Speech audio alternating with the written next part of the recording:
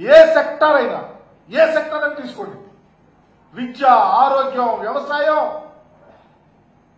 Education, higher education, ఏది తీసుకున్నా డోల్ డ్రమ్స్కి వెళ్ళిపోయినాయి గమనించమని అడుగుతా ఉన్నా. మీరు తీసుకున్న నిర్ణయాలు కానీ, మీరు ఇన్వాల్వ్మెంట్ కానీ, మీ ఆలోచనలు కానీ ఈ రాష్ట్ర ప్రజలను హత్పాతాళాలకు తీసుకెళ్ళటానికి మీరు పురికొల్పుతా ఉన్నారని చెప్తా ఉన్నా. ఉదాహరణకు రైతాంగం సమస్య తీసుకుందాం. రైతు ఈ రాష్ట్రానికి వెన్నెముక. అయితే మీ ఆలోచన మాత్రం ఉంది, అది రాష్ట్ర ప్రజలకు తెలుసు. మిమ్మల్ని నమ్ముకుంటే ఒక్క తోక పట్టుకుని గోదావరి ఈదినట్టేనని, వ్యవసాయమే దండగనటువంటి ఆలోచనలు మీరే ప్రజలకు తెలుసు. కానీ మోసపోయి ఈరోజు ఈ రాష్ట్రంలో రైతు ఏ పంట వేసుకున్నా, వ్యవసాయం చేస్తే ఆత్మహత్యల దాకా వెళ్ళిపోయే విధంగా మీరు పరిపాలన చేస్తా ఉన్నారని చెప్తా ఉన్నా. వరేసుకున్న రైతు ఉరేసుకునే స్థితికి వచ్చారు. పండిన పంటను అమ్ముకునే స్థితిలో లేదు.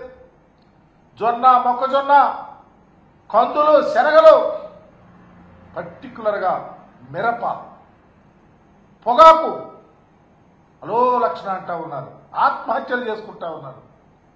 మా ప్రభుత్వం అలా చేయలా, మా నాయకుడు అలా చేయాలి. అధికారంలో ఉన్నప్పుడు వ్యవసాయాన్ని పండుగలాగా చేయాలని అనేక కొత్త సంస్కరణలు తీసుకొచ్చి ఈ రాష్ట్రంలో వ్యవసాయాన్ని పుంతలు తొక్కించినటువంటి ముఖ్యమంత్రి జగన్మోహన్ రెడ్డి గారు, డాక్టర్ రాజశేఖర రెడ్డి గారి ఆలోచనల ప్రకారం వ్యవసాయం చేస్తే దమ్ముగా వ్యవసాయం చేసుకున్నాం, బ్రహ్మాండంగా పండిన పంటకు గిట్టుబాటు ధర వచ్చింది, అమ్ముకున్నాం, సస్యశ్యామలంగా పల్లెలు బాగుపడి అని చెప్పినటువంటి జగన్మోహన్ రెడ్డి గారి పరిపాలన ఈరోజు గుర్తుకొస్తా ఉంది.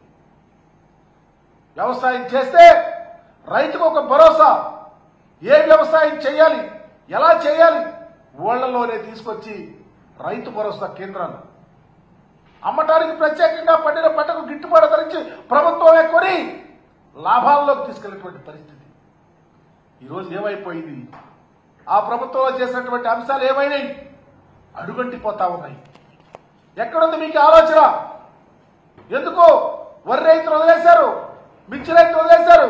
ఈ మధ్యకాలంలో చూసాం, మా నాయకుడు జగన్మోహన్ రెడ్డి గారు గుంటూరు వచ్చారు. మిర్చి రైతులు ఆవేదన చూసి వారి యొక్క కన్నీళ్లు తుడవటానికి, వాళ్ళ భరోసా కల్పించడానికి, ప్రభుత్వానికి కనువిప్పు కలిపే విధంగా చేయాలని ఒక ఆలోచనతో గుంటూరు వస్తే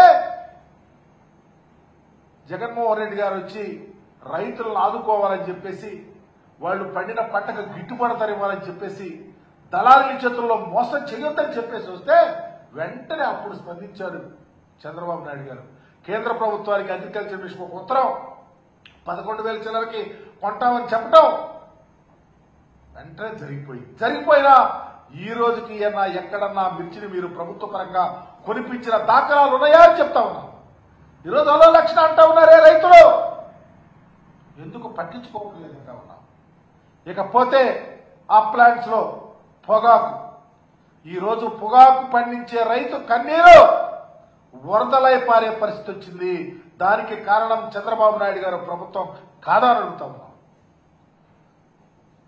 మేము ప్రభుత్వంలో ఉన్నప్పుడు, మా నాయకుడు అధికారంలో ఉన్నప్పుడు, ముఖ్యమంత్రిగా జగన్మోహన్ రెడ్డి గారు ఉన్నప్పుడు పొగాకు వేసిన రైతు ధైర్యంగా 35,000 క్వింటాలకు వర్జీనియా పొగాకును అమ్ముకున్నటువంటి పరిస్థితి ఉంది. ఎక్కడ పాడైపోయిన పొగాకో, తరుగొచ్చిన పొగాకో అని కూడా చూడకుండా ప్రతి రైతు ధైర్యంగా ఎకరం నుంచి 10 ఎకరాలు, 50 ఎకరాలు వేసుకున్న రైతులు, అంతకన్నా ఎక్కువ వేసుకున్న రైతులు బ్రహ్మాండంగా లాభాల్లోకి వెళ్ళారు. దీనికి సంబంధించి ఒక అడుగు వెనక్కి వెళ్దాం.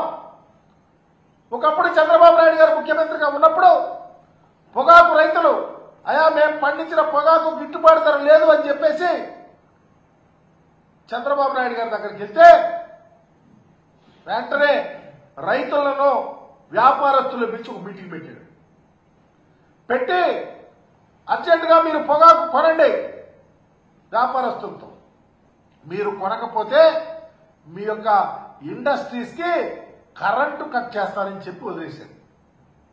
ఎవరు పట్టించుకోలే. అదే రైతు అసోసియేషన్స్, వైఎస్ఆర్ కాంగ్రెస్ పార్టీ అధినాయకుడు జగన్మోహన్ రెడ్డి గారు ఈ రాష్ట్రానికి ముఖ్యమంత్రి అయిన తర్వాత ఈ రాష్ట్రంలో ఉన్నటువంటి పొగాకు రైతులు వెళ్లి కలిసి అయా మేము పండించినటువంటి పంటకు గిట్టుబాటు ధర ఇవ్వాలి, వ్యాపారస్తులతో మాట్లాడండి, వ్యాపారస్తులతో కొట్టలేదు, దళారీలు పెరిగిపోయారు, మేము పంట మొత్తం పనికిరాదని చాలా తీసేస్తారని చెప్తే వెంటనే అప్పుడే స్పందించి వ్యాపారస్తులతో ఏమన్నారు తెలుసా జగన్మోహన్ రెడ్డి గారు? మీరు పండిన పంట పూర్తిగా మీరు కొనకపోతే నేను కొంటా, ప్రభుత్వం కొంటుందని చెప్పేసి 118 కోట్లు పెట్టి మార్కెట్ ద్వారా ఈ రాష్ట్రంలో రైతు పండించిన పొగాకు మొత్తాన్ని కొని తన యొక్క మ్యాగ్నానిమిటీని ప్రకటించినటువంటి ముఖ్యమంత్రి జగన్మోహన్ రెడ్డి గారు. అది రైతు భరోసా, రైతులకు ఒక ఆత్మస్థైర్యం. అది ఏమైపోయిందని అడుగుతా ఉన్నా ఈరోజు.